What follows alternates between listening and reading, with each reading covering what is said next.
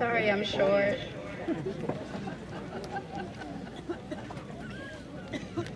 Good evening, fellow graduates, faculty, staff, family, and friends.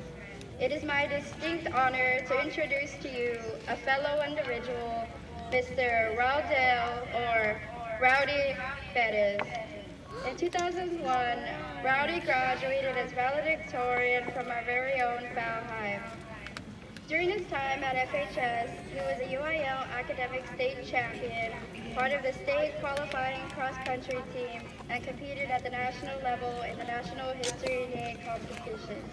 Raudy was twice selected as Outstanding Student, the highest award presented at FHS. Upon graduating from FHS, he received the Presidential Achievement Scholarship, a prestigious scholarship based on achievements, GPA, and school and community involvement, to attend UT Austin. He graduated with a Bachelor of Science in Mathematics and in the top 5% of his class, with honors in 2005. Mr. Perez spent the first 4 years of his professional career in the classroom as a high school math teacher and volleyball coach in 2 states.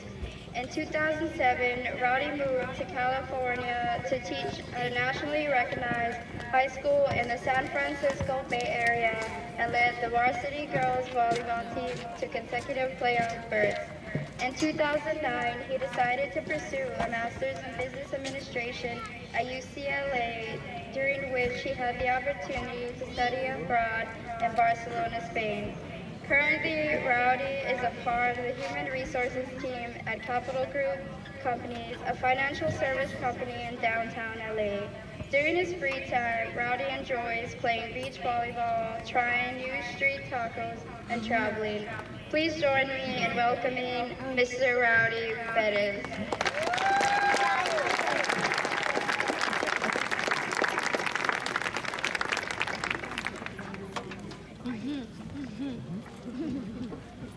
Very long.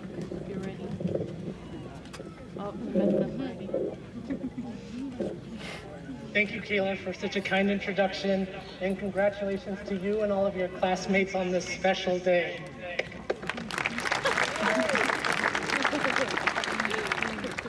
I'm quite honored to be here tonight and very humbled, and exactly as Kat shared, probably as nervous as I've ever been.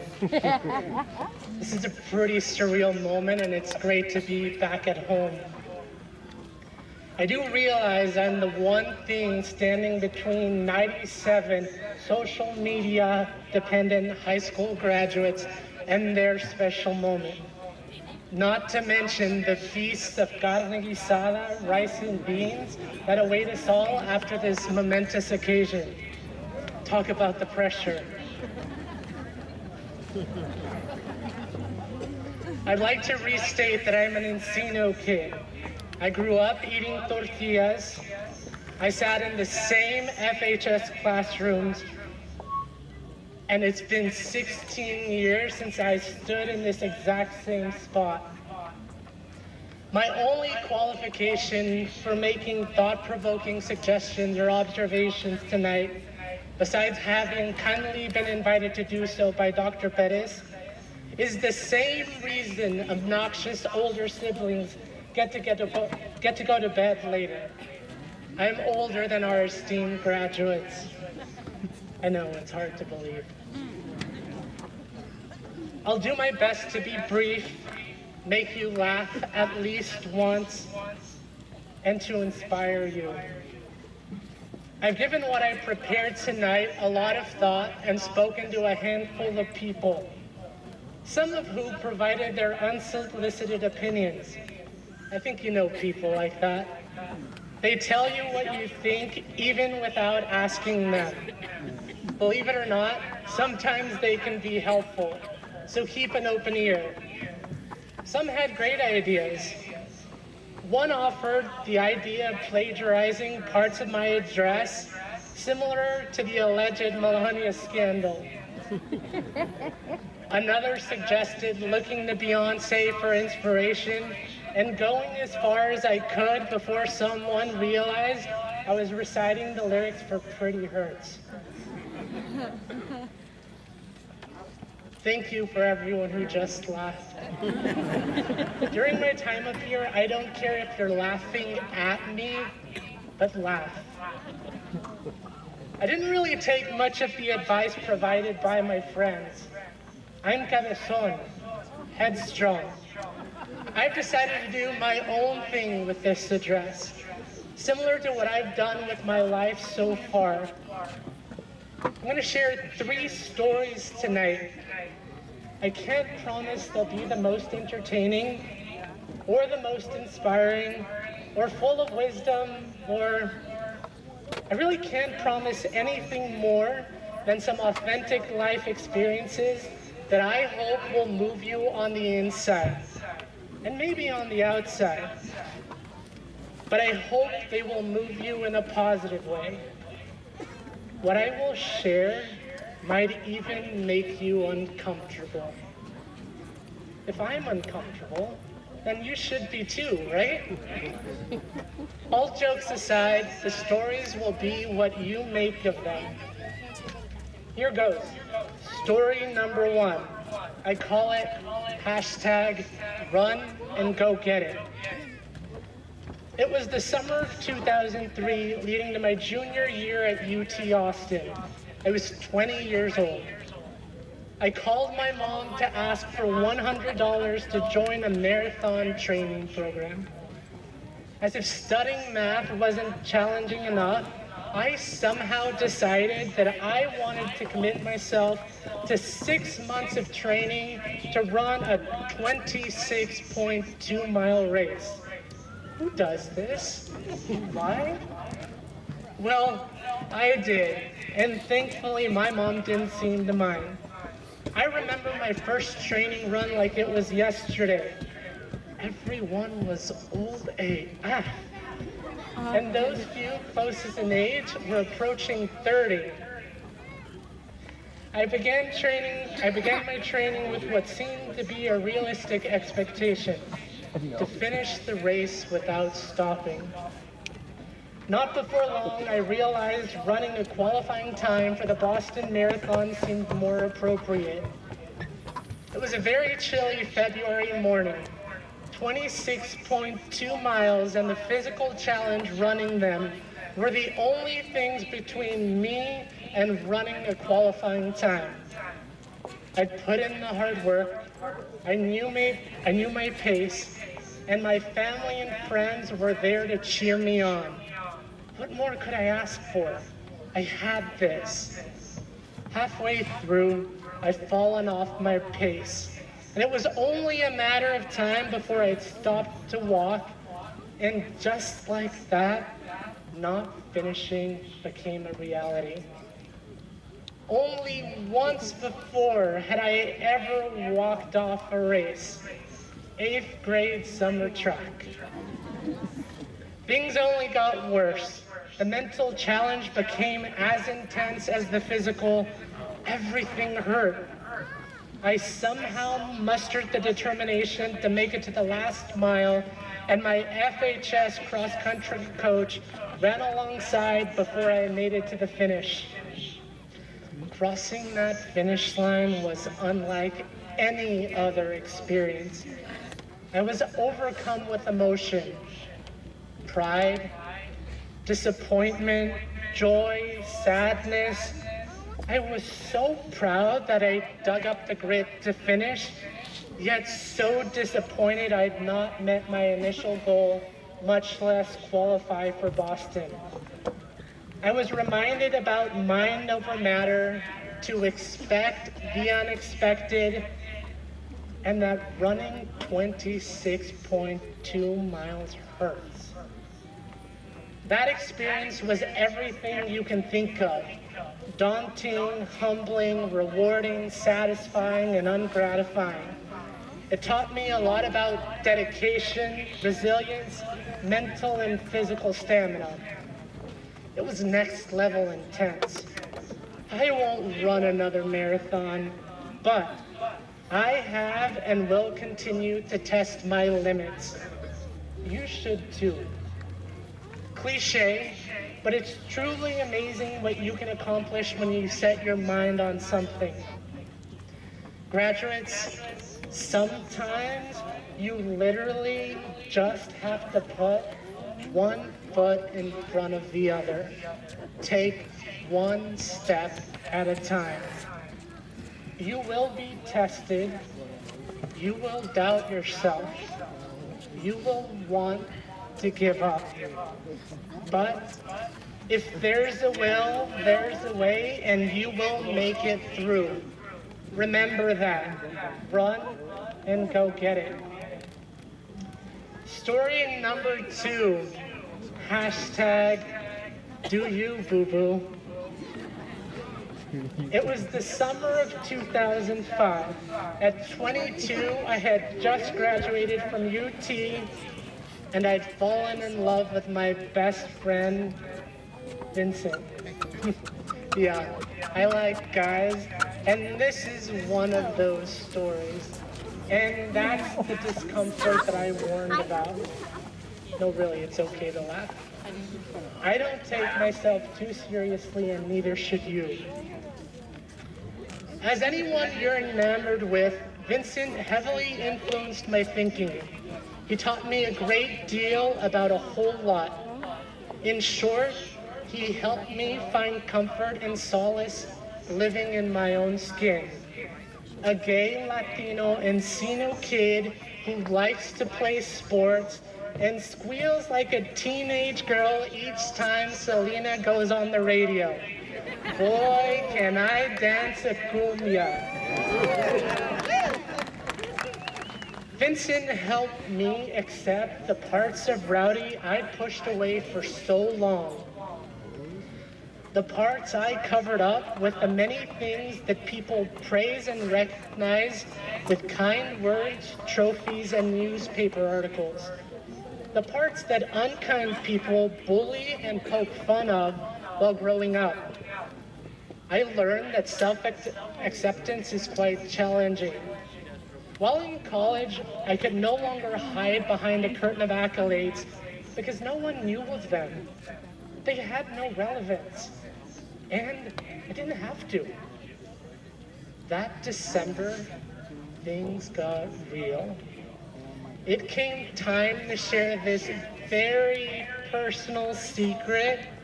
Lord knows everyone suspected.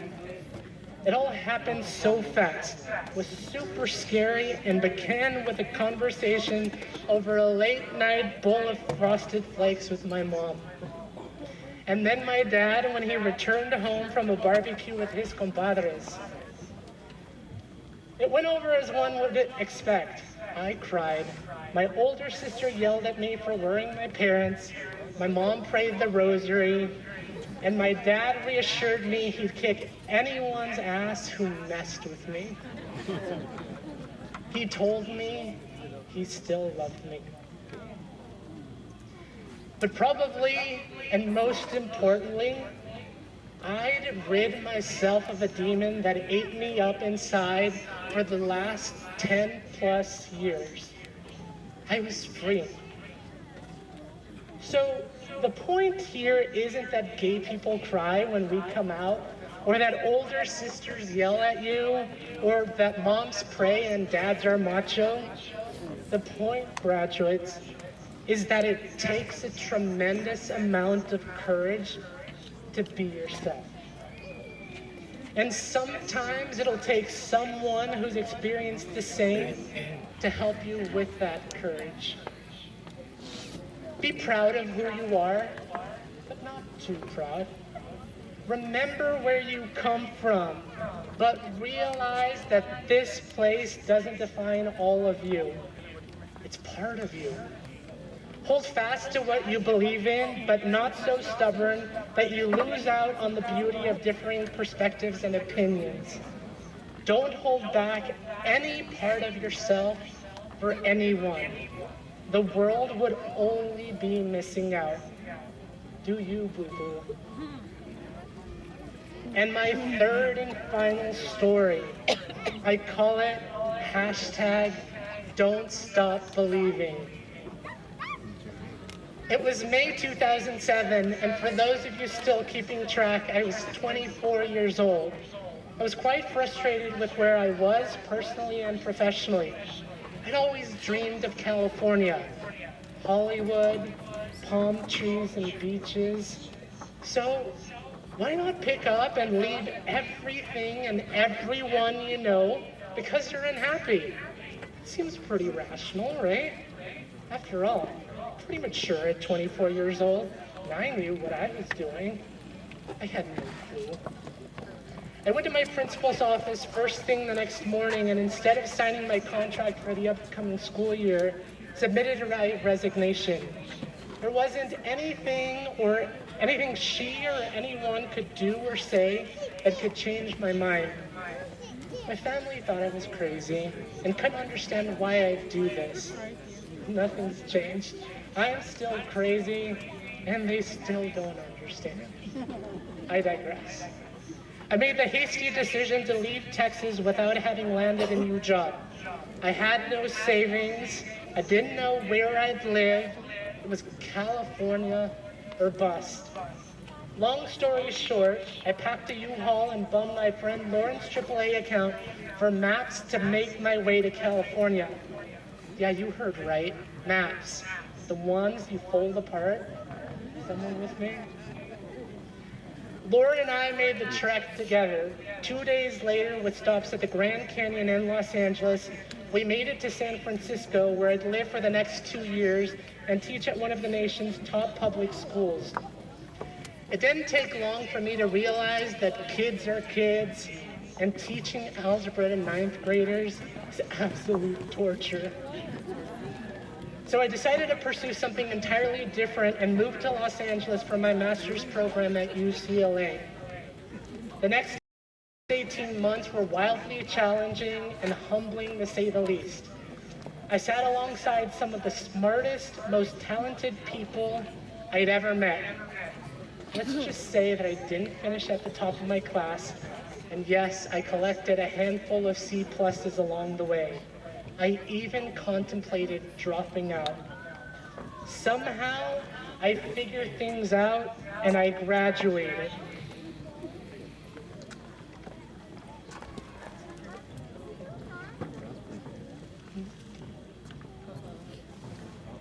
Seems like there's a page missing, I'm sorry.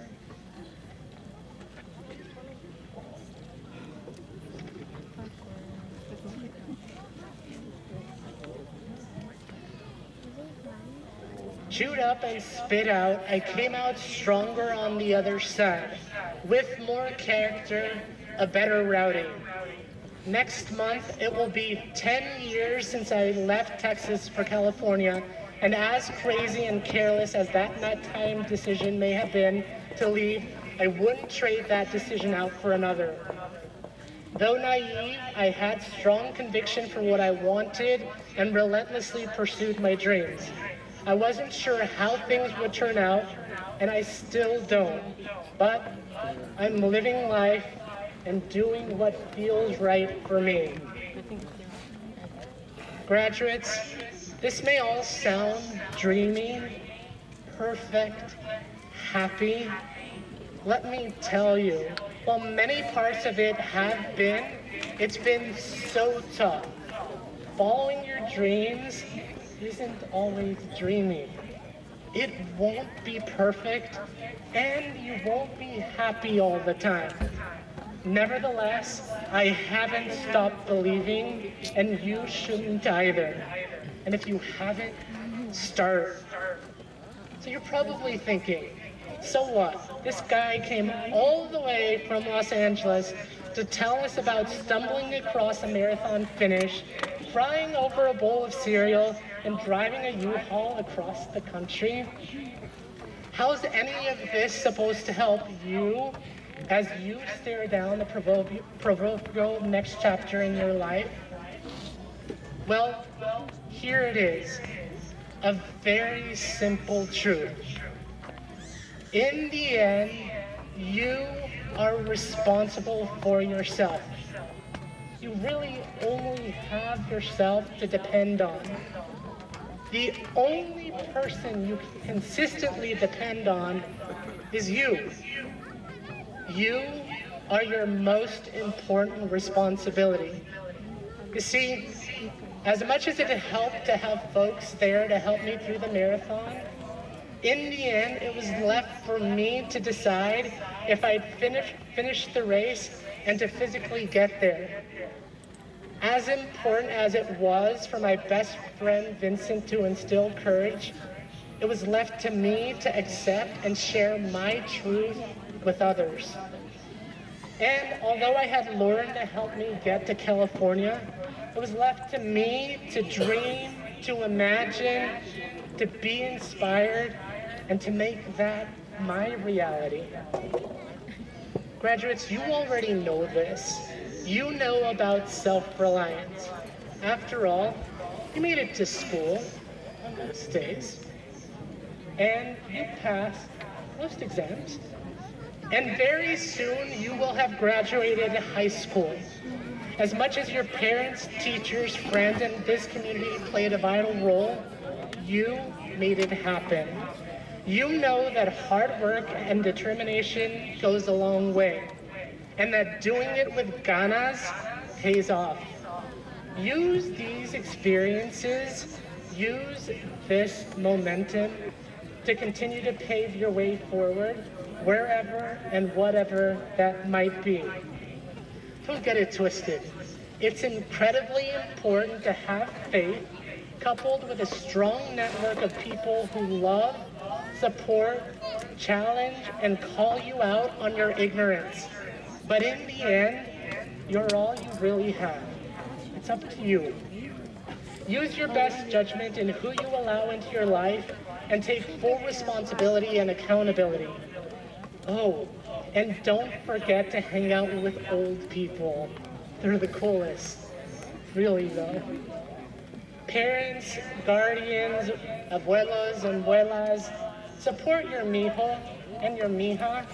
Impart your wisdom and guidance, but please provide them with the space needed to become who they want to be. Praise them for their efforts. Pick them up when they fall. Light veladoras for them and tell them you love them regardless of the circumstances. But please, please promise me this. Refrain from commenting on their weight each time you see them. Why do we do this? It's your fault for feeding us tortillas and tamales each time we come home. I consider myself an optimist and a relatively positive person, but do understand the message I've shared about relying on yourself may feel quite the opposite. Think about this another way. You are your own being, and now, class of 2017, young adults expected to contribute to society and our communities. You're now at a point where you get to decide for yourself. Many decisions lie ahead. Take a moment to think about what happens next. Do you have lots of ideas? One idea? Yeah, it's pretty overwhelming and scary, but hopefully it's also empowering and freeing. Some of the most crucial decisions are yet to come for each of you. What marathon will you run? Who will be your Vincent? What dreams will you make a reality? What stories do you want to tell? Ándale, do you, boo-boo? Don't stop believing. Run and go get it. Thank you.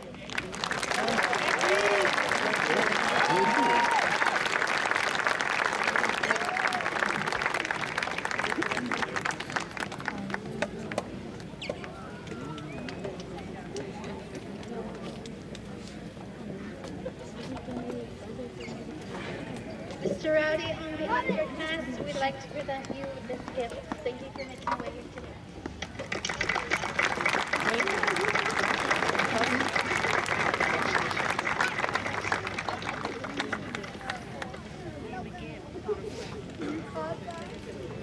Thank you, Rowdy.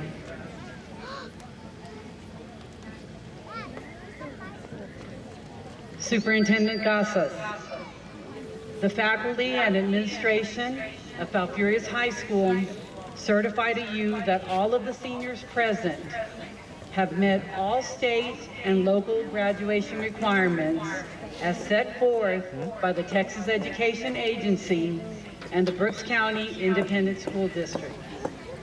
I, therefore, recommend that these students